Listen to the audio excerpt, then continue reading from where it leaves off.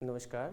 आज हम राष्ट्रपति के बारे में जानेंगे कि हमारे संविधान में राष्ट्रपति के लिए क्या क्या प्रावधान किए गए हैं, कि कौन राष्ट्रपति के इलेक्शन में भाग लेता है, किस तरह का इलेक्शन होता है, क्या उसका मैनर होता है, क्या क्वालिफिकेशन होती है। जिस सब चीज़ें हम संविधान में दिए गए अनुच्छेद, जिनको हम आर्टिकल बोलते हैं, आर्टिकल के माध्यम से जानेंगे कि किस आर्टिकल में क्या प्रावधान है, ताकि आर्टिकल से भी कोई क्वेश्चन आए तो आप उसको अटेम्प्ट कर सको। तो सबसे पहले जो प्रेसिडेंट, भारत के राष्ट्रपति स्टार्ट होते हैं, वो आर्टिकल 52 से होता है। तो पहले हम सबसे पहले जानेंगे भारत के राष्ट्रपति के लिए पहला आर्टिकल, प्रेसिडेंट। पहला आर्टिकल है आर्टिकल 52। आर्टिकल 52 में लिखा गया है द प्रेसिडेंट ऑफ इंडिया, कि भारत का एक राष्ट्रपति होगा। जो क्या होगा? He is known as constitutional head. Bharat का एक राष्ट्रपति होगा जो संवैधानिक प्रमुख होगा, कॉन्स्टिट्यूशनल हेड होगा। साथ में ही इसकी दूसरी लाइन लिखी है कि हेड ऑफ द स्टेट, कि साथ में क्या होगा कि भारत का एक राष्ट्रपति होगा, कॉन्स्टिट्यूशनल हेड होगा, साथ में हेड ऑफ द स्टेट होगा, साथ में फर्स्ट सिटीजन ऑफ इंडिया होगा। देखिए, जो हेड ऑफ द स्टेट है, स्टेट ये शब्द कंट्री के लिए यूज हो रहा है कि किसका हेड होगा? इंडिया का। तो आर्टिकल 52 क्या बोलता है कि भारत का एक राष्ट्रपति होगा। जो भारत का राष्ट्रपति होगा वो भारतीय संविधान का प्रमुख होगा, कॉन्स्टिट्यूशनल हेड होगा, साथ में हेड ऑफ द स्टेट होगा, साथ में फर्स्ट सिटीजन ऑफ इंडिया होगा। तो ये सब चीजें कहां पे लिखी हैं? हमारे संविधान के आर्टिकल 52 में। तो 52 में तीन चीजें हैं कि एक भारत का राष्ट्रपति होगा जो कॉन्स्टिट्यूशनल हेड होगा, साथ में हेड ऑफ द स्टेट होगा, साथ में फर्स्ट सिटीजन ऑफ इंडिया होगा। अब आर्टिकल 53 देखते हैं। आर्टिकल 53 बोलता है executive power of the union, कि जो यूनियन की एग्जीक्यूटिव पावर है, एग्जीक्यूटिव पावर होती है कार्यकारी शक्ति, कि यूनियन की जो एग्जीक्यूटिव पावर है किसके पास होगी? राष्ट्रपति। कि यूनियन की एग्जीक्यूटिव पावर का भी हेड कौन होगा? राष्ट्रपति। साथ में ये भी इसी आर्टिकल में लिखा है कि जो हमारी आर्म फोर्सेस हैं उनका सुप्रीम कमांडर भी कौन होगा? राष्ट्रपति। तो ये आर्टिकल दो चीजें बता रहा है। एक वो रहा है कि जो यूनियन की एग्जीक्यूटिव पावर है उसका हेड कौन होगा? राष्ट्रपति। साथ में जो हमारी आर्म फोर्सेस हैं उनका सुप्रीम कमांडर भी कौन होगा? राष्ट्रपति। पहले ये एग्जीक्यूटिव पावर के बारे में जानते हैं। जो सरकार होती है उसके तीन पार्ट होते हैं, गवर्नमेंट के तीन पार्ट होते हैं, 3 पार्ट्स। गवर्नमेंट के तीन पार्ट होते हैं। एक होता है लेजिस्लेचर, एक होता है एग्जीक्यूटिव, दूसरा होता है जुडिशरी। इसको हिंदी में बोला जाता है विधायिका, इसको बोला जाता है कार्यपालिका, इसको बोला जाता है न्यायपालिका। विधायिका का काम होता है कानून की फॉर्मेशन करना, कि लॉ बनाना। इसका काम होता है कार्यपालिका का उसको इम्प्लीमेंट करवाना। न्यायपालिका का काम होता है कि कानून को चेक करना कि कानून सही ढंग से संविधान के अकॉर्डिंग बनाया गया है या नहीं। तो सरकार के तीन अंग हैं, कौन कौन से? विधायिका, कार्यपालिका, न्यायपालिका, लेजिस्लेचर, एग्जीक्यूटिव, जुडिशरी। तो ये जो यूनियन की एग्जीक्यूटिव पावर है इसका हेड कौन होगा? प्रेसिडेंट। ये आर्टिकल ये बोलता है। परंतु जो भारत में सिस्टम अडॉप्ट किया है वो है पार्लियामेंट्री फॉर्म ऑफ गवर्नमेंट, कि भारत ने जो सिस्टम अडॉप्ट किया है, कौन सा सिस्टम है? Parliamentary form of government. इसमें जो पार्लियामेंट्री फॉर्म ऑफ गवर्नमेंट होता है उसमें एग्जीक्यूटिव के दो हेड होते हैं, एक होता है नॉमिनल हेड, एक होता है रियल हेड। जो पार्लियामेंट्री फॉर्म ऑफ गवर्नमेंट है इसमें जो एग्जीक्यूटिव होता है, कार्यकारी शक्ति होती है, ये दो प्रकार की होती है, एक नाम मात्र की, एक वास्तविक। जो नाम मात्र की है वो है भारत के राष्ट्रपति के पास, प्रेसिडेंट के पास, कि प्रेसिडेंट के पास। और जो रियल पावर होती है वो council of minister, head by, इसका हेड होता है PM. Council of minister headed by PM. तो जो यूनियन की एग्जीक्यूटिव पावर है, तो अगर पार्लियामेंट्री फॉर्म ऑफ गवर्नमेंट है तो उसमें जो नॉमिनल पावर होगी, कि संविधान किसको मान रहा है, नॉमिनल मतलब या तो कॉन्स्टिट्यूशनल पावर बोल लो या नाम मात्र की पावर, वो किसके हाथ में होगी? राष्ट्रपति के हाथ में। पर रियल पावर देखेंगे तो किसके पास होगी? मंत्री परिषद के पास, जिसका प्रधान कौन होगा? प्रधानमंत्री। ये सेम सिस्टम कहां पे फॉलो होता है? ब्रिटेन में। ब्रिटेन में भी पार्लियामेंट्री फॉर्म ऑफ गवर्नमेंट है। ब्रिटेन और भारत में फर्क ये है कि वहां का जो नॉमिनल हेड होता है ब्रिटेन का नॉमिनल हेड राष्ट्रपति ना होके वहां की क्वीन होती है और real head council of minister ही होता है। भारत के राष्ट्रपति और वहां की क्वीन में बस इतना फर्क है कि वहां की जो रानी है उसका चुनाव नहीं होता है, भारत के राष्ट्रपति का चुनाव होता है कि राष्ट्रपति का ही बेटा या बेटी राष्ट्रपति नहीं बनेंगे, राष्ट्रपति वो बनेगा जो चुन के आएगा, पर रानी का बेटा ही बेटा या बेटी आगे जाके क्या बनते हैं, रानी। तो ये क्वीन जैसे सेम सिस्टम कहाँ पे है, ब्रिटेन में, बस फर्क इतना है कि वहां की रानी का इलेक्शन नहीं होता है, हमारे राष्ट्रपति का इलेक्शन होता है। तो ये आर्टिकल है 53। उसके बाद है आर्टिकल 54 में बोला गया है इलेक्शन ऑफ प्रेसिडेंट, कि राष्ट्रपति का इलेक्शन कैसे होगा, राष्ट्रपति का इलेक्शन कैसे होगा। तो राष्ट्रपति का इलेक्शन पहले बोला गया है कि जो इलेक्शन होगा उसका प्रोसीजर कैसे होगा, इनडायरेक्ट इलेक्शन। इलेक्शन कैसे होगा, पहली बात है इनडायरेक्ट इलेक्शन होगा, किसके द्वारा होगा, मेंबर ऑफ इलेक्टोरल कॉलेज। तो इलेक्टोरल कॉलेज ये बाद में समझते हैं, पहली चीज है इनडायरेक्ट इलेक्शन। ये क्या चीज होती है इनडायरेक्ट इलेक्शन, ये समझिए पहले। इनडायरेक्ट इलेक्शन होता है जिसमें देखिए एक होता है इनडायरेक्ट इलेक्शन, दूसरा है डायरेक्ट इलेक्शन। तो डायरेक्ट इलेक्शन वो इलेक्शन होता है जिसमें सीधा जनता जाके वोट डालती है। जैसे एमएलए और एमपी का जो चुनाव होता है वो हमारे देश में डायरेक्ट होता है। जैसे आपने कभी वोट डाला होगा तो जा तो एमएलए को डाला होगा या एमपी को डाला होगा, वहां सीधा जनता है एमएलए या एमपी को चुनती है। राष्ट्रपति के केस में ऐसा नहीं होता है, वहां पे जनता मतलब सीधा राष्ट्रपति को वोट नहीं डालती है, जो जनता ने चुन के भेजे होते हैं अपने प्रतिनिधि, जैसे एमएलए या एमपी, ये आगे राष्ट्रपति को चुनाव डालते हैं। तो जनता किसको चुनती है, एमएलए और एमपी को, आगे एमएलए और एमपी किसको चुनते हैं, राष्ट्रपति को। तो देखा जाए तो इनडायरेक्ट रूप से राष्ट्रपति भी किसने चुना, जनता ने, इसलिए इसको चुनाव को कैसे बोलते हैं, इनडायरेक्ट इलेक्शन। और होता कैसे है, किसके मेंबर इसके इलेक्शन में कौन पार्टिसिपेट करते हैं, मेंबर ऑफ इलेक्टोरल कॉलेज।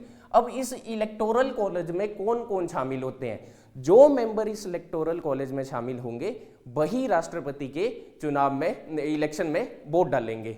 देखिए ये इलेक्टोरल कॉलेज है, किसको मिला के बनता है, कंसिस्ट ऑफ, फर्स्ट है elected member of both house of parliament. Parliament के दो हाउस है, एक का नाम है लोकसभा, दूसरे का नाम है राज्यसभा। एक का नाम है लोकसभा, दूसरे का नाम है राज्यसभा। तो इन लोकसभा और राज्यसभा के जो भी इलेक्टेड मेंबर हैं वो किसके इलेक्टेड मेंबर हैं, वो किसके चुनाव में भाग लेते हैं, राष्ट्रपति के, दोनों के इलेक्टेड मेंबर। नॉमिनेटेड मेंबर, याद रखिए, नॉमिनेटेड मेंबर इलेक्शन में भाग नहीं लेते हैं, नॉमिनेटेड मेंबर।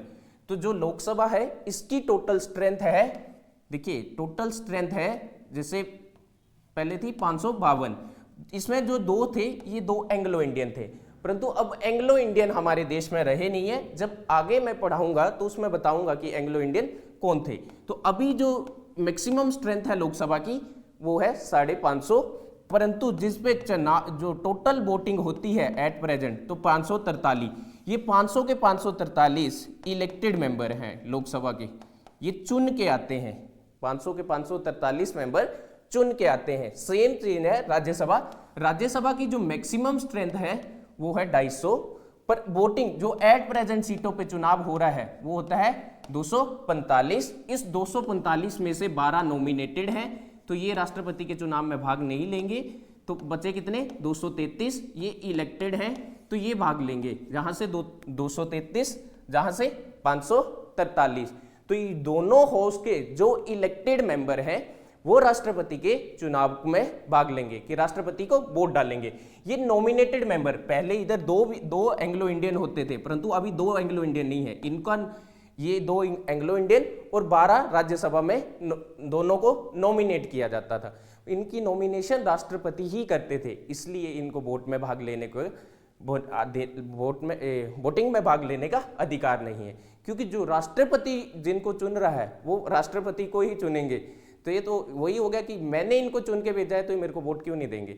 इसलिए इन दोनों को राष्ट्रपति के चुनाव में भाग लेने का अधिकार नहीं होता है। अगले जो मेंबर राष्ट्रपति के चुनाव में भाग लेते हैं वो कौन होते हैं? Elected member of legislative assembly of all state. जितनी भी हमारी स्टेट हैं उनकी विधानसभा के वो सारे मेंबर जो चुने हुए हैं।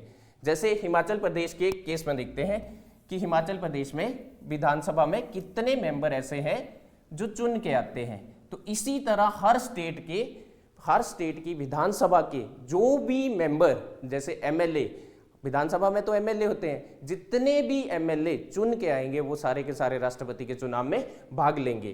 तो जैसे हम हिमाचल का एग्जांपल लेते हैं, हिमाचल प्रदेश की विधानसभा में कितने ऐसे एमएलए हैं जो इलेक्टेड, टोटल सीट कितनी है हिमाचल प्रदेश विधानसभा की? 68 टोटल सीट है विधानसभा की 68। तो इस 68 के 8 इलेक्टेड होते हैं। इसी तरह अलग अलग राज्य में हर विधानसभा की सीटें हैं जिसमें इलेक्टेड मेंबर हो।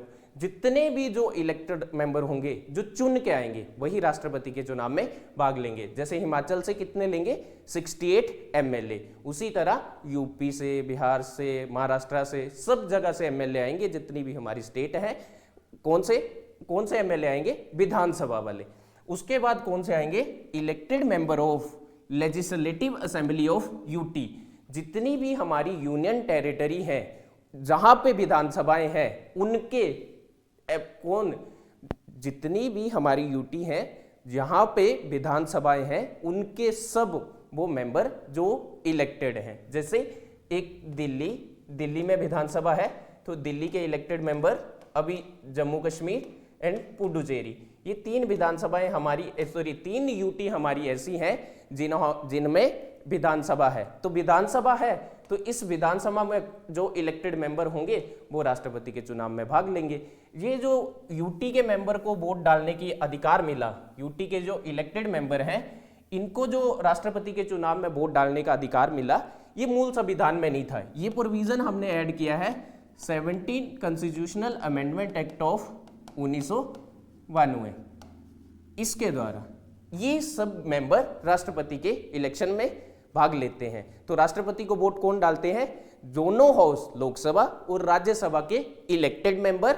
जितनी भी हमारी स्टेट हैं उन सभी स्टेटों के विधानसभा के इलेक्टेड मेंबर, और जितनी भी हमारी यूटी हैं, जिन यूटी में विधानसभाएं हैं उसके इलेक्टेड मेंबर। तो ये किसके? राष्ट्रपति के चुनाव में भाग लेते हैं। अब कौन व्यक्ति राष्ट्रपति के चुनाव में भाग नहीं लेता है? नोट इंक्लूड, ध्यान रखिए, राष्ट्रपति के चुनाव में कौन भाग नहीं ले रहा है? Nominated member of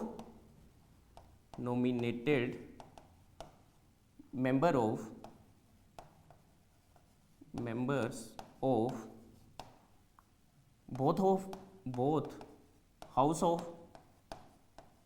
parliament। पहले तो जो भी राज्यसभा, देखिए कौन से, जो नॉमिनेटेड मेंबर राज्यसभा के हैं चाहे लोकसभा के हैं, वो राष्ट्रपति के इलेक्शन में भाग नहीं लेंगे। दूसरा नॉमिनेटेड मेंबर ऑफ, फर्स्ट ये, दूसरा है nominated member of legislative assemblies of state and UT. जितने भी यूटी के लेजिस्लेटिव, जितनी भी हमारी स्टेट है चाहे यूटी है, वहां पे विधानसभाएं हैं, उनमें अगर कोई नॉमिनेटेड मेंबर है, जैसे लोकसभा और राज्यसभा में नॉमिनेशन करते हैं राष्ट्रपति, विधानसभा में नॉमिनेशन करते हैं गवर्नर। तो अगर नॉमिनेटेड मेंबर इधर भी है तो ये भी इलेक्शन में भाग नहीं लेंगे। प्लस एक और नहीं लेते हैं, इलेक्टेड मेंबर ऑफ, इलेक्टेड या nominated, all member of, elected चाहे नॉमिनेटेड हो, all the member of nominated, all members of legislative council. जो विधान परिषद जो विधान परिषद के मेंबर होते हैं, चाहे वो इलेक्टेड हैं चाहे नॉमिनेटेड हैं, कोई भी मेंबर होगा उसका भाग नहीं लेते। ये ऐसा क्यों किया? क्योंकि बाकी जगह पे तो नॉमिनेशन पता है कि इधर राष्ट्रपति ही नॉमिनेट कर रहे हैं, इसलिए इनको इलेक्शन में लिया। इधर राष्ट्रपति ना करके गवर्नर कर रहे हैं, परंतु गवर्नर को अपॉइंटमेंट राष्ट्रपति करता है, तो इनडायरेक्टली ये राष्ट्रपति को ही सपोर्ट करेंगे, इसलिए इनको इलेक्शन में नहीं दिया। परंतु ये लेजिस्लेटिव काउंसिल जो होती है विधान परिषद, इनके मेंबर को क्यों नहीं चुनाव में भाग लेने को दिया? जिस तरह से याद रखिए, लोकसभा जैसे हमारी पार्लियामेंट है, इसके 2 हाउस हैं, एक का नाम है लोकसभा, एक का नाम है राज्यसभा। उसी तरह से राज्य का विधानमंडल होता है, उसके एक हाउस का नाम होता है विधानसभा, दूसरे का नाम होता है विधान परिषद। तो ये जो विधान परिषद है ये हमारी सभी स्टेट में नहीं है, ये सिर्फ 6 स्टेट में है, और विधानसभा हर स्टेट में है। विधान परिषद सिर्फ भारत के 6 स्टेटों में है, कि जो विधानमंडल है सिर्फ 6 स्टेटों का ऐसा है जहां पे 2 हाउस है। जैसे पार्लियामेंट में 2 हाउस है, एक लोकसभा है एक राज्यसभा है, पर राज्य के केस में ऐसा नहीं है। सिर्फ 6 राज्य ऐसे हैं जहां पे विधानसभा और विधान परिषद है, बाकी जितने भी राज्य हैं सिर्फ उनके पास विधानसभाएं हैं। इसलिए इनको, जो इनके मेंबर होते हैं, इनको चुनाव में भाग लेने नहीं दिया, क्योंकि 6 स्टेट ऑटोमेटिक पावरफुल हो जाती।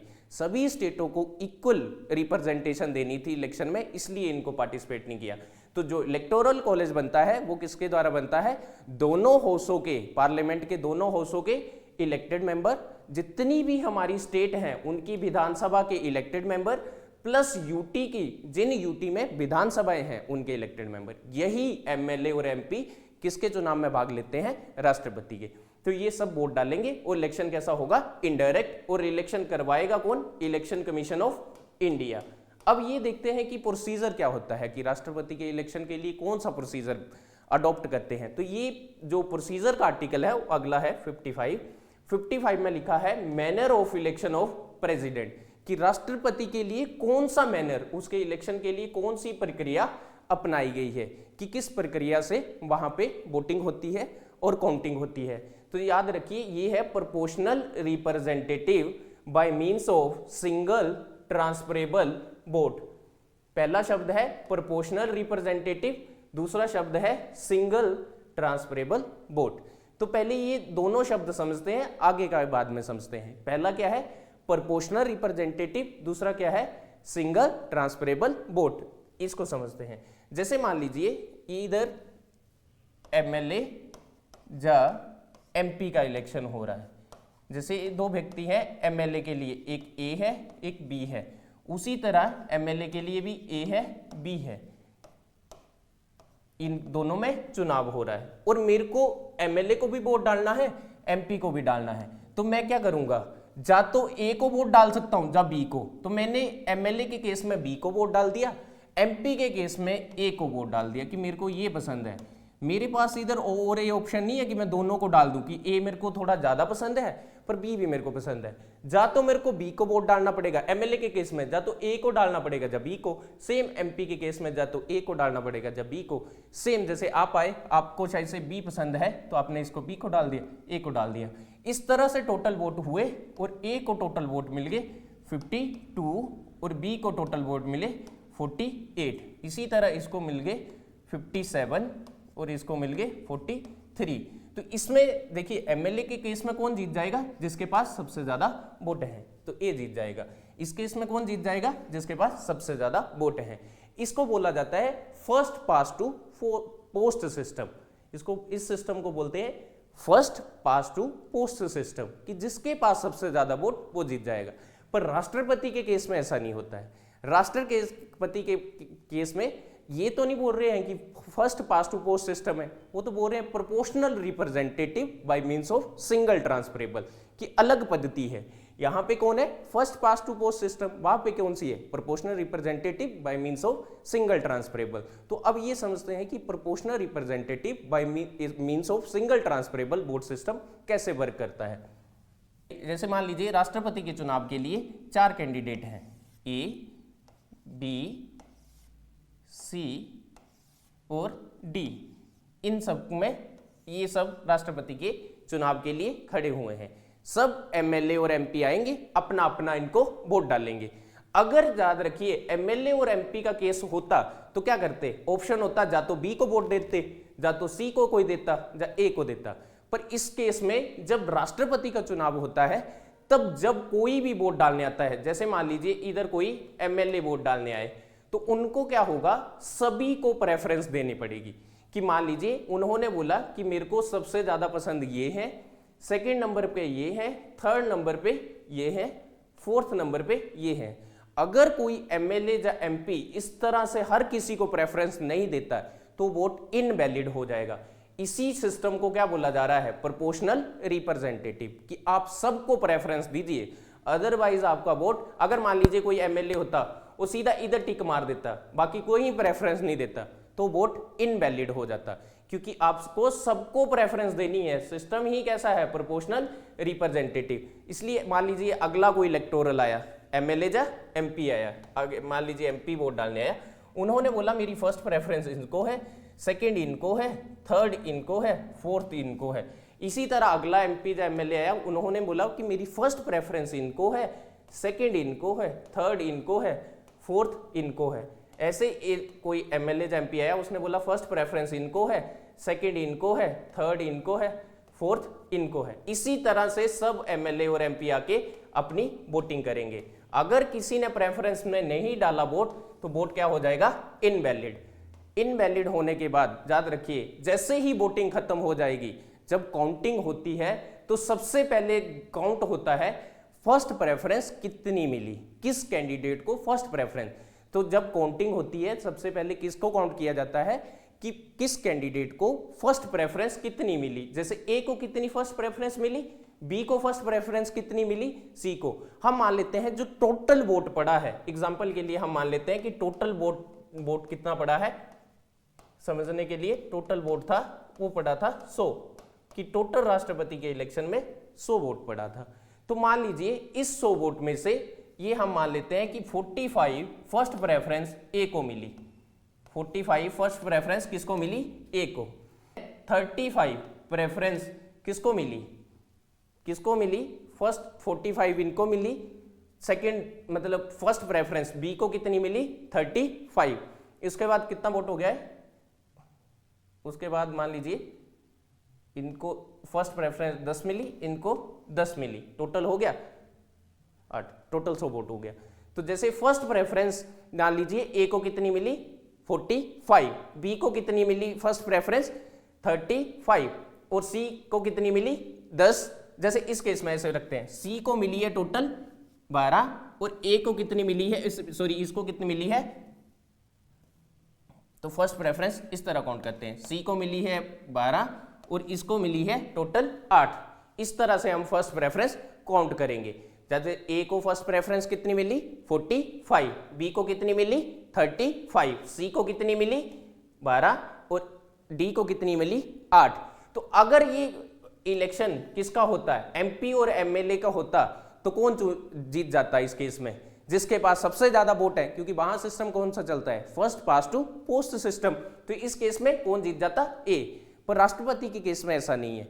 जीतने के लिए पीछे देखिए क्या लिखी गई लाइन है कि to win the election as a candidate must acquired minimum quota of vote, कि आपको कम से कम इतने वोट तो लाने पड़ेंगे तभी राष्ट्रपति बन सकते हैं, अदरवाइज नहीं बन सकते हैं। तो ये जो मिनिमम कोटा ऑफ वोट है, इसके लिए संविधान में एक फॉर्मूला दिया गया है।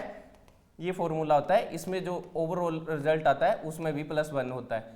तो जो मिनिमम कोटा का फार्मूला है, total number of valid vote, कि टोटल नंबर ऑफ वोट कितने पड़े थे। जैसे पीछे हमने जो एग्जांपल रखी थी, टोटल वोट कितना पड़ा था 100, वैलिड वोट कितना डाला था हमने 100, और टोटल नंबर ऑफ कैंडिडेट, एक कैंडिडेट से कंफ्यूज नहीं होना है, ए वैकेंसी, कि राष्ट्रपति के चुनाव के लिए वैकेंसी कितनी है, कितने व्यक्ति भारत के लिए राष्ट्रपति चुने जाते हैं, सिर्फ एक व्यक्ति, तो वैकेंसी कितनी है 1, और नीचे के क्या ऐड करना है 1, जो ओवरऑल रिजल्ट आएगा उसमें क्या ऐड कर देना है 1।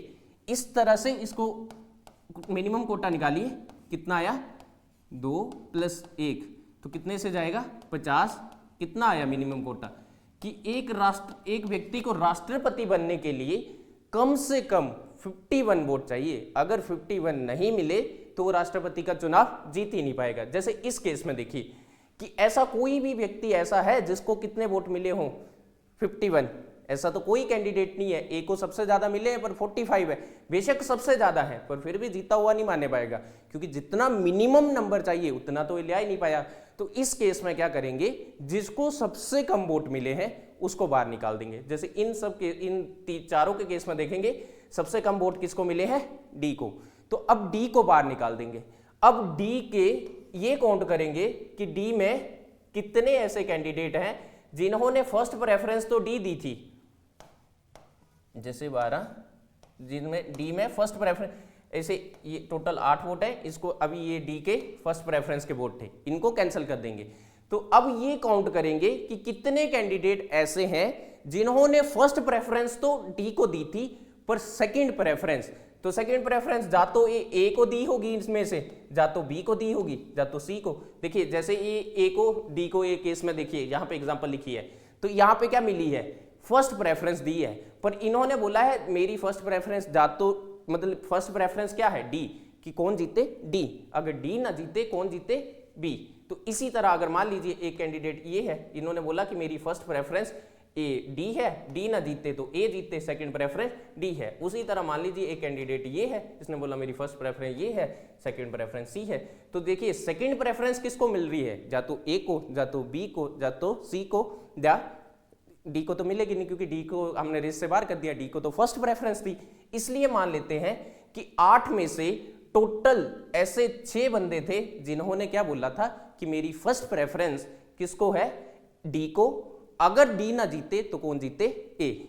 उसके बाद इन्होंने 1 और 1 ये माना, तो इसमें ऐड कर दीजिए 6 वोट इधर ऐड कीजिए, 1 इधर कीजिए, 1 इधर कीजिए, टोटल कितना हो गया ये 51, ये कितना हो गया, ये हो गया 36, ये कितना हो गया 13। तो इस केस में देखिए सबसे ज्यादा वोट किसके पास है, ए के पास, और जितना मिनिमम कोटा चाहिए वो भी ए ने एक्वायर कर लिया। मिनिमम कोटा कितना था, मिनिमम वोट कितने थे 51, तो मिनिमम कोटा ए ने एक्वायर भी कर लिया है और सबसे ज्यादा वोट भी है। तो इस केस में जीता कौन मान लिया जाएगा, ए। देखिए जो ये जो डी के वोट थे किसमें बांटे हमने, ए बी और सी, इसी सिस्टम को बोलते हैं सिंगल ट्रांसफरेबल वोट। तो राष्ट्रपति के चुनाव में कौन सा सिस्टम अपनाया जाता है कि प्रोपोर्शनल रिप्रेजेंटेटिव, जब आप वोट डालिए सबको प्रेफरेंस दीजिए, उसके बाद जब काउंटिंग कीजिए जिसको सबसे कम वोट मिले हैं उसको बाहर निकाल के उसके वोटों को बाकियों में बांट दीजिए। तो इस सिस्टम को क्या बोलते हैं, सिंगल ट्रांसफरेबल वोट। अगर मान लीजिए इस केस में भी ये अगर ए को मान लीजिए इधर 5 ही वोट मिलते तो अभी भी मिनिमम कोटा नहीं आया था, तो बाहर कौन जाता, तो सी।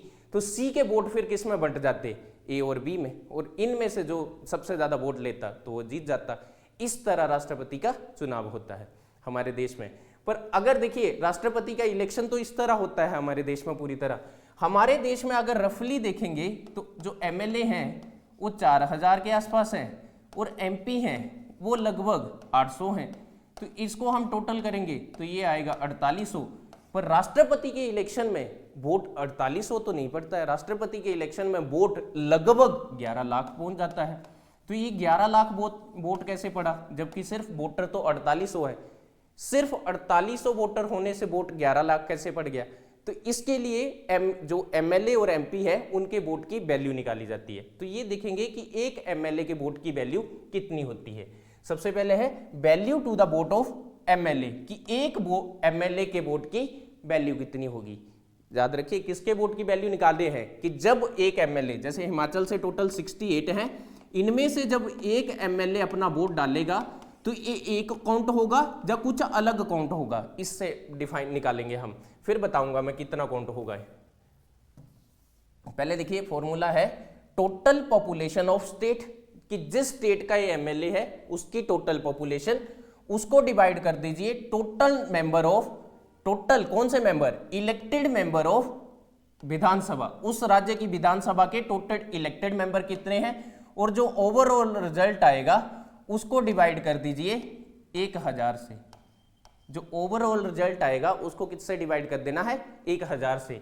वो वैल्यू किसकी निकल जाएगी, एक एमएलए की वोट की। एक एमएलए की वोट की वैल्यू कैसे निकलेगी, उस स्टेट की टोटल पॉपुलेशन कितनी है प्लस उस स्टेट की विधानसभा के इलेक्टेड मेंबर कितने हैं, जो रिजल्ट आएगा उसको 1000 से डिवाइड कर देना। जैसे एमएलए की वोट की वैल्यू निकालते हैं हिमाचल की हिमाचल में एक एमएलए के वोट की वैल्यू कितनी निकलती है। तो हिमाचल की जो पॉपुलेशन है वो रफली कितनी है, 68 लाख। 68 लाख के बाद टोटल विधानसभा की सीटें कितनी है हिमाचल प्रदेश में, 68। जो ओवरऑल रिजल्ट आएगा उसको किससे डिवाइड कर दीजिए, 1000 से। 1000 से डिवाइड करने के बाद ये 3 0 से 3 0 कट गई, 68 से 68 कट गई। तो हिमाचल प्रदेश में एक एमएलए के वोट की वैल्यू कितनी आई, 100। तो हिमाचल में अगर कोई एक एमएलए राष्ट्रपति को वोट डाल रहा है वो कितने वोट काउंट हो रहे हैं, 100। और टोटल 68 अगर डालेंगे तो कितना वोट काउंट हो जाएगा, 6800। इस तरह से हर स्टेट की, जैसे यूपी की पॉपुलेशन, यूपी में टोटल विधानसभा की सीटें और उसको किससे डिवाइड कर दीजिए, 1000 से। उस तरह यूपी के एक एमएलए की वोट की वैल्यू आ जाएगी और हर स्टेट के एमएलए की वोट की वैल्यू आ जाएगी। उसके बाद जैसे ही हर स्टेट के एमएलए के वोट की वैल्यू आ जाएगी तो ये एमएलए के वोट की वैल्यू काउंट होगी। अब एक एमपी के वोट की वैल्यू कितनी होती है वो देखिए कि एमपी के वोट की, इधर क्या है एमएलए, इधर क्या है एमपी, कि एक एमपी के वोट की वैल्यू कितनी होती है। तो ये देखिए total value of vote of all MLA of state, जितनी भी हमारी स्टेट हैं उनके जितने भी एमएलए हैं उनकी जो वोट की वैल्यू आएगी। जैसे हिमाचल में टोटल एमएलए के वोट की वैल्यू कितनी आई, 6800। उसी तरह मान लीजिए यूपी में X आई, कहीं Y आई, टोटल हर स्टेट के एमएलए के वोट की वैल्यू निकालिए, उसको डिवाइड किससे कर दीजिए, उसको डिवाइड कर दीजिए total elected member of parliament, parliament के टोटल इलेक्टेड मेंबर। लोकसभा में इलेक्टेड कितने हैं, 543। राज्यसभा में इलेक्टेड कितने हैं, 233, प्लस कीजिए 677। तो इससे डिवाइड कर दीजिए, जो वैल्यू आएगी वो एक एमपी के वोट की वैल्यू आ जाएगी। इसी तरह से जब हम इन दोनों वैल्यू को प्लस कर देंगे एमपी और एमएलए की, टोटल कितने हैं 60। जैसे टोटल हमने पहले देखा था कि लगभग इतने एमएलए और एमपी वोट दे रहे हैं पर वैल्यू अलग आ रही है, जब इस वैल्यू को डालेंगे तो लगभग 10 लाख पहुंच जाएगी और इस तरह से वैल्यू ज़्यादा जाती है। ये पूरा इलेक्शन का मैनर हुआ कि राष्ट्रपति का इलेक्शन कैसे होता है, प्रोपोर्शनल रिप्रेजेंटेटिव है और सिंगल ट्रांसफरेबल वोट है। एक कैंडिडेट को जीतने के लिए एक मिनिमम कोटा लेना होता है और एमएलए और वोट एमपी के वोट की वैल्यू निकलती है, एमएलए के वोट की वैल्यू निकलती है total population of the state divided by total Vidhan Sabha की सीटें इलेक्टेड। जो फाइनल रिजल्ट आएगा उसको 1000 से डिवाइड करना है। एमपी के वोट की वैल्यू निकलेगी, सारे के सारे स्टेट के एमएलए की वैल्यू को प्लस कर दीजिए, डिवाइडेड कर दीजिए पार्लियामेंट के जितने भी इलेक्टेड मेंबर हैं उससे एमपी की आ जाएगी। अगला आर्टिकल है कि कितना टेन्योर होगा एक राष्ट्रपति। अब हमने राष्ट्रपति का इलेक्शन भी करवा लिया, उसको जिता भी दिया, तो जो राष्ट्रपति जीत के आएगा वो कितने टाइम तक भारत का राष्ट्रपति रहेगा, कार्यकाल। भारत के राष्ट्रपति का कार्यकाल होता है 5 साल का। 5 साल कब से काउंट होते हैं, जिस दिन वो अपने ऑफिस में इंटर करता है, ऑफिस में इंटर करेगा उस दिन से लेके 5 साल तक भारत का राष्ट्रपति अपने कार्यकाल से पर रहता है। परंतु ऐसा तो है नहीं कि अगर कोई व्यक्ति है, जैसे मान लीजिए किसी का चुनाव हुआ वो पूरे 5 साल कर गया, बड़ी अच्छी बात है, पर ऐसा भी तो हो सकता है कि 5 साल से पहले भी तो उसकी पोस्ट खाली हो सकती है। जैसे मान लीजिए किसी राष्ट्रपति की डेथ होगी, जैसे मान लीजिए किसी राष्ट्रपति की डेथ होगी, किसी ने अपना रेजिग्नेशन दे दिया, राष्ट्रपति अपना त्यागपत्र उपराष्ट्रपति को देते हैं, या फिर इम्पीचमेंट होगी। इम्पीचमेंट क्या होती है आगे समझाऊंगा। इन सब केस में तो राष्ट्रपति का जब ऑफिस वेकेंट होगा, पूरे 5 साल नहीं किए हैं क्योंकि क्या होगा 5 साल के बीच में ही डेथ होगी, प्लस उसका रेजिग्नेशन दे दिया, उसने त्यागपत्र दे दिया, या फिर उसको इम्पीच कर दिया। तो इस केस में जब भी राष्ट्रपति का ऑफिस वेकेंट होगा तो जो नया राष्ट्रपति चुन के आएगा वो बचे हुए कार्यकाल के लिए नहीं आएगा, वो रिमेनिंग पीरियड के लिए नहीं आएगा, फुल टर्म के लिए आएगा। जब भी नया राष्ट्रपति चुनेंगे, जैसे मान लीजिए एक राष्ट्रपति थे, उनका चुनाव 2025 में हुआ, इनका कार्यकाल कब पूरा होना था 2030 में, पर 2027 में ही किसी कारण से उनकी मृत्यु हो जाती है। तो अब 2027 में जो राष्ट्रपति का दोबारा चुनाव होगा तो जो नया राष्ट्रपति इधर चुन के आएगा वो 2030 के लिए नहीं होगा, इसका पूरे 5 साल के लिए आएगा। तो 5 साल कब होंगे 2032 के लिए। ये होता है अगर टेन्योर पूरा ना हो पाए। याद रखिए पहली कंडीशन तक क्या है कि टेन्योर कितने साल का है, 5 साल का, परंतु अगर उससे पहले ही उसकी डेथ हो जाए या फिर वो त्यागपत्र दे दे या फिर इम्पीचमेंट हो जाए, तो उस केस में जब उसका पोस्ट वेकेंट होगी तो प्रेसिडेंट के रूप में एक्टिंग प्रेसिडेंट कौन हो जाएंगे, वाइस प्रेसिडेंट। और विद इन द 6 महीने इधर लिखा गया है कि किसी भी हाल पे 6 महीने के अंदर हमें राष्ट्रपति का चुनाव करवाना है। और जब हम नए राष्ट्रपति को चुन लेंगे तो बचे हुए टेन्योर के लिए नहीं आएगा, पूरे टर्म के लिए आएगा। मान लीजिए किसी कारण से राष्ट्रपति के 5 साल पूरे हो गए, जैसे ये इधर समझिए राष्ट्रपति के किसी के जैसे एक राष्ट्रपति हैं, उनका इलेक्शन कब है, 2025 में हुआ। जैसे आज की डेट ले लेते हैं, 30 दिसंबर 2025 को हुआ, तो इनका कार्यकाल कब पूरा हो जाएगा, 30 दिसंबर 2030 को। इस डेट को इसका पूरा हो गया, तो इस डेट को इनके 5 साल जब पूरे हो गए तो क्या अगर मान लीजिए इस डेट तक हमने कोई नया राष्ट्रपति का चुनाव नहीं करवाया है, क्योंकि संविधान बोलता है आप जो सिटिंग प्रेसिडेंट है इसका कार्यकाल पूरा होने से पहले नए राष्ट्रपति का चुनाव करवा लो।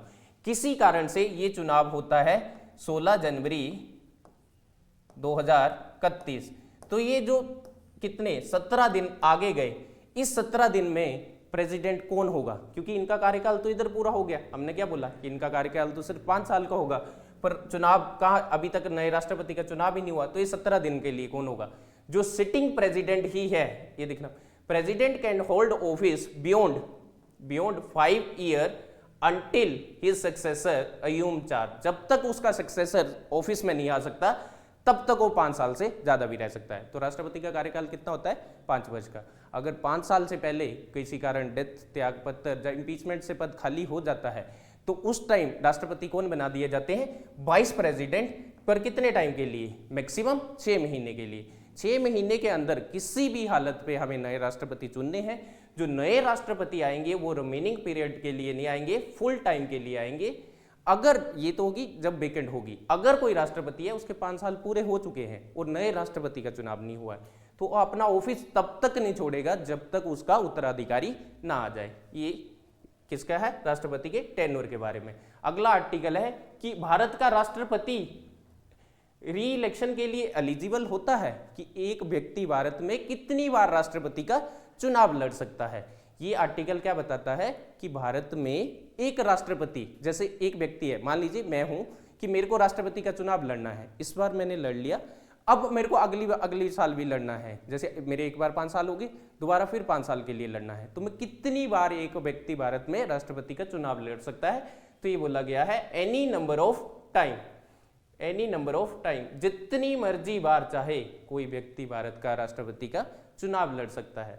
पर यूएसए में ऐसा नहीं है। यूएसए में अगर कोई व्यक्ति राष्ट्रपति बनना चाहता है, वहां का प्रेसिडेंट बनना चाहता है, तो मैक्सिमम सिर्फ 2 बार बन सकता है, मैक्सिमम 2 टाइम्स। भारत का राष्ट्रपति अगर कोई, याद रखिए, भारत का राष्ट्रपति दोबारा इलेक्शन लड़ना चाहे तो कितनी बार लड़ सकता है, जितनी मर्जी बार उसका दिल करे, एनी नंबर ऑफ टाइम। पर यूएस के केस में ऐसा नहीं है। यूएस में अगर राष्ट्रपति के लिए कोई व्यक्ति चुनाव लड़ना चाहता है तो मैक्सिमम 2 टाइम लड़ सकता है, इससे ज्यादा नहीं लड़ सकता है। भारत में एकमात्र राष्ट्रपति ऐसे हैं जो दूसरी बार भी चुन के आए थे, राजेंद्र प्रसाद। बाकी 15 में से कोई भी ऐसा राष्ट्रपति नहीं है जिनका दूसरी बार चुनाव हुआ है। भारत के जो प्रथम राष्ट्रपति थे डॉक्टर राजेंद्र प्रसाद, वही दूसरी बार इलेक्ट हुए थे। ये हो गया री इलेक्शन के लिए एलिजिबल। अगर राष्ट्रपति बनना है तो आपके लिए क्वालिफिकेशन क्या होनी चाहिए, कि आपकी क्या क्वालिफिकेशन होनी चाहिए, कि आपको क्या करना है, प्रेसिडेंट का इलेक्शन लड़ना है।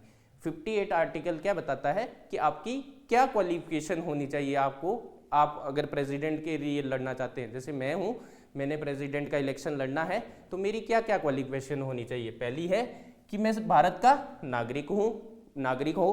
पहली कंडीशन क्या है कि भारत का नागरिक हो। दूसरी है वो 35 वर्ष की आयु पूरी कर चुका हो। तीसरी है कि वो लोकसभा का मेंबर बनने की योग्यता रखता हो। पहली कंडीशन क्या है, भारत का नागरिक हो। दूसरी, मिनिमम आयु कितनी हो, 35 वर्ष। तीसरी, लोकसभा का सदस्य बनने की योग्यता रखता हो। ये 3 कंडीशन भारत में प्रत्येक वो नागरिक जो 35 वर्ष या उससे ऊपर है फुलफिल करता है। इसलिए भारत में जब भी राष्ट्रपति का चुनाव होता था तो बहुत ज़्यादा नामांकन भर देते थे।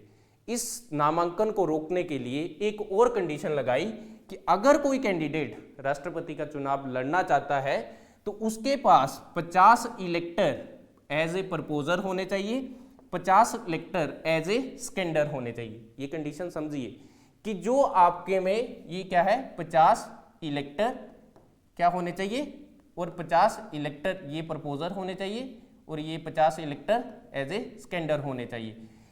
याद रखिए ये जो 100 है टोटल, 50 प्लस कितने हो जाएंगे 100। ये 100 मेंबर कहां से आएगा, जो राष्ट्रपति का इलेक्टोरल कॉलेज बना है। इलेक्टोरल कॉलेज में कौन है, एमपी और एमएलए। तो इसलिए अगर किसी व्यक्ति को राष्ट्रपति का चुनाव लड़ना है तो उसको कितने एमपी और एमएलए का समर्थन चाहिए, कम से कम 100। अगर 100 एमएलए और एमपी का समर्थन नहीं है उसका नामांकन रद्द हो जाएगा। ये करेंगे क्या, जैसे मान लीजिए एक व्यक्ति है जो भारत का नागरिक है, 35 वर्ष आयु कर चुका है, पूरी कर रहा है। जब वो अपना नामांकन भरेगा तो जो पहले 50 ये होंगे इलेक्टर, मान लीजिए 50 एमपी, या तो एमपी होंगे या एमएलए होंगे, तो इन 50 एमपी और एमएलए उसके जो नामांकन पत्र का है समर्थन करेंगे, प्रपोज करेंगे और ये 50 फिर बाहर जाएंगे। अगले जो 50 एमपी और एमएलए होंगे वो क्या करेंगे, उस पर साइन करके रेटिफाई करेंगे, हाँ जी हम चाहते हैं कि ये व्यक्ति भारत के राष्ट्रपति का चुनाव लड़े। तो इस कंडीशन से बहुत से व्यक्ति राष्ट्रपति के चुनाव से बाहर हो जाते हैं कि आपको राष्ट्रपति का चुनाव लड़ना है तो क्वालिफिकेशन क्या है, भारत का नागरिक हो, 35 वर्ष की आयु पूरी कर चुका हो, लोकसभा का सदस्य बनने की योग्यता रखता हो, 50 प्रपोजर होने चाहिए, 50 स्कैंडर। ये 50 प्रपोजर और स्कैंडर कौन होंगे, या तो एमपी या फिर एमएलए, मतलब आपके पास 100 एमपी और एमएलए का समर्थन होना चाहिए। तो ये क्वालिफिकेशन होती है। अगर ये क्वालिफिकेशन आप रखते हैं तो नामांकन भर सकते हैं। उसके बाद अगला आर्टिकल है आर्टिकल 59, जिसमें बोला है कि राष्ट्रपति के ऑफिस के लिए क्या कंडीशन होगी, कि जो उनका ऑफिस होगा क्या क्या कंडीशन फुलफिल करनी होगी उसके लिए, तभी आप उस ऑफिस में इंटर कर सकते हैं।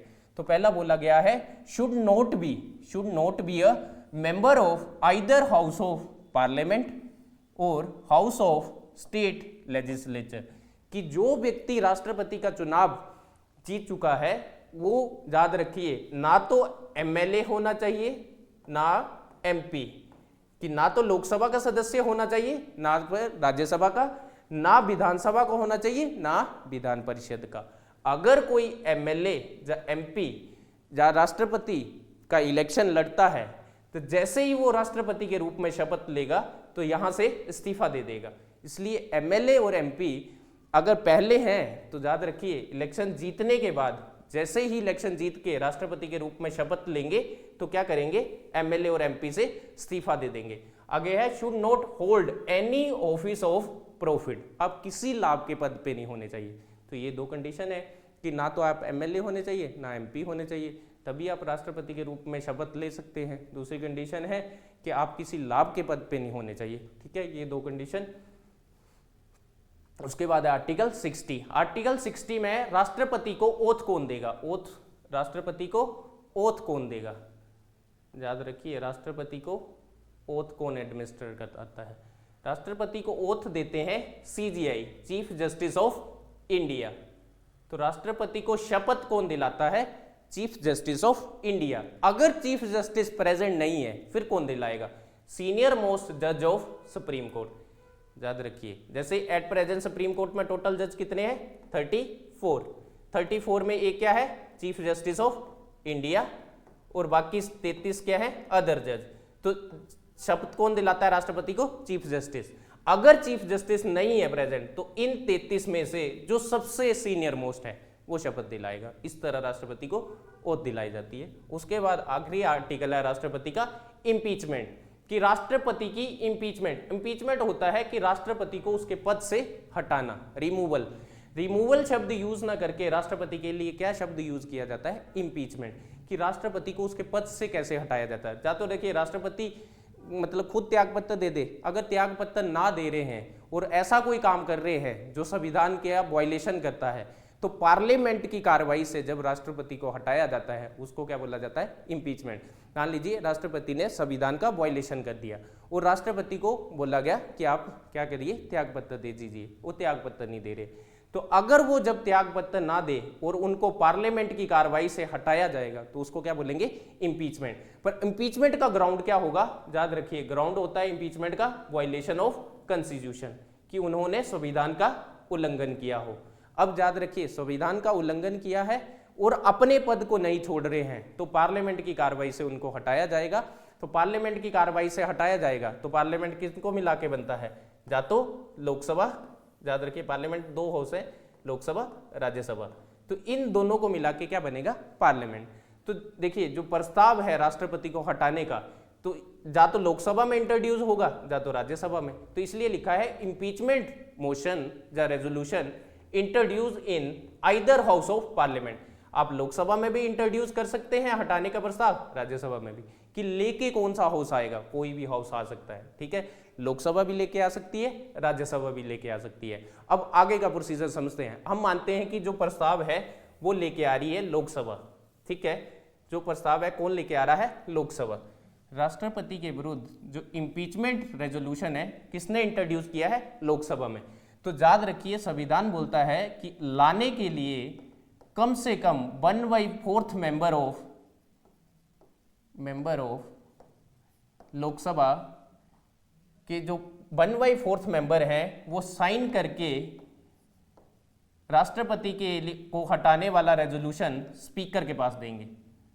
जब इतने मेंबर 1/4 मेंबर साइन करके रेजोल्यूशन, राष्ट्रपति को हटाने का अगर रेजोल्यूशन लोकसभा लेके आ रही है तो लोकसभा को लाने के लिए उसकी जो टोटल स्ट्रेंथ है उसके 1/4 मेंबर साइन करके एक प्रस्ताव किसके पास देंगे? स्पीकर के पास। सेम केस अगर राज्यसभा लेके आ रही है तो उसके 1/4 मेंबर साइन करके किसके पास देंगे? जो राज्यसभा का चेयरमैन होगा उसके पास। जैसे ही ये प्रस्ताव आ गया, मान लीजिए फर्स्ट हाउस, हम इस केस में किसको मान रहे हैं? लोकसभा को फर्स्ट हाउस में इंट्रोड्यूस। इस केस में हम लोकसभा मान रहे हैं, राज्यसभा में भी आ सकता है। तो क्या करेंगे? जो लोकसभा का स्पीकर होगा वो 14 दिन पहले, जैसे ही उनको ये प्रस्ताव मिल जाएगा तो 14 दिन एडवांस में किसको दे देगा सूचना? राष्ट्रपति को आपको हटाने का कौन सा प्रस्ताव आ गया है? इम्पीचमेंट मोशन लोकसभा में इंट्रोड्यूस हो चुका है।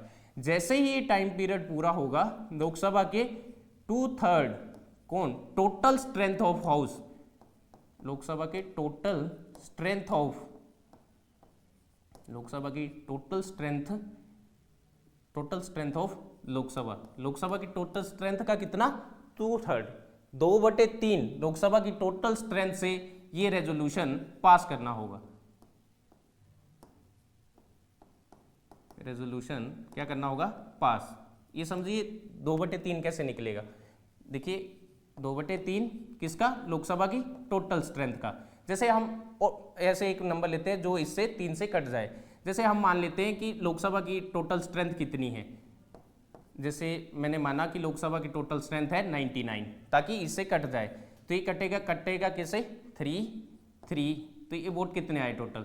66। मतलब 99 में से 60 मेंबर ये माने कि हाँ राष्ट्रपति को हटाना है।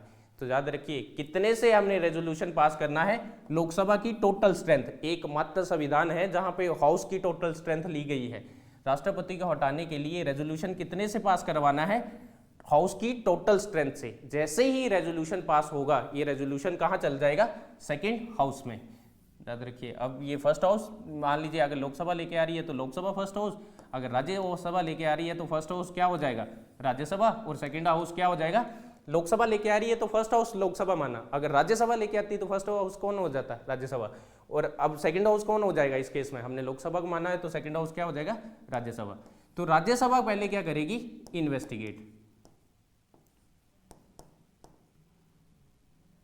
इन्वेस्टिगेशन कि हाँ जो राष्ट्रपति के विरुद्ध इम्पीचमेंट मोशन आया है वो सच में सही है या नहीं। तो राष्ट्रपति को अपने आप को डिफेंड करना होता है। कहाँ पे? दूसरे हाउस में जाके। इस केस में कहाँ पे करना होगा? अपनी दलील कहाँ पे देगा? राज्यसभा में जाके, कि जो मेरे विरुद्ध इम्पीचमेंट मोशन आया है वो सच में सही है या गलत। उनके पास कितना टाइम है? 14 दिन की टाइम है, इधर उसको अपने आप को सही या गलत प्रूफ करना है। अगर राज्यसभा भी मानती है कि किसने, राष्ट्रपति ने कॉन्स्टिट्यूशन का वायलेशन किया है, तो ये भी अपने 2/3 टोटल स्ट्रेंथ से पास करेगी, और जिस दिन पास हो जाएगा से पास करेगी रेजोल्यूशन। जैसे ही टोटल स्ट्रेंथ से जिस डेट को पास हो जाएगा रेजोल्यूशन, उसी दिन राष्ट्रपति इंपीच माने जाएंगे, राष्ट्रपति का पद वेकेंट हो जाएगा। तो राष्ट्रपति की इंपीचमेंट कैसे होती है कि पार्लियामेंट की कार्रवाई से जब राष्ट्रपति को हटाया जाता है उसे इंपीचमेंट बोलते हैं। ग्राउंड होता है वायलेशन ऑफ कॉन्स्टिट्यूशन।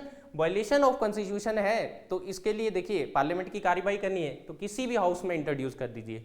अगर लोकसभा लेके आ रही है तो लाने के लिए 1/4 मेंबर होने चाहिए। उसके बाद 14 दिन नोटिस देना है। जैसे ही नोटिस चला गया उसके 2/3 मेंबर टोटल स्ट्रेंथ से रेजोल्यूशन को पास करके सेकेंड हाउस में बनना है। इस केस में सेकेंड हाउस राज्यसभा है, तो राष्ट्रपति को अपने आप का पक्ष रखना है कहां पे, राज्यसभा में।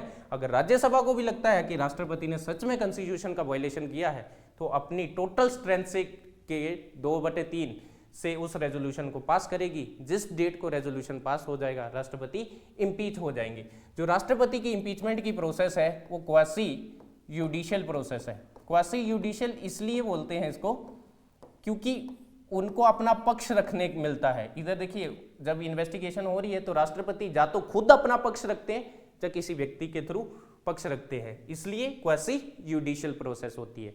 ये सारा हमारे राष्ट्रपति के बारे में प्रावधान थे जिनको हमने आर्टिकल के थ्रू जाना।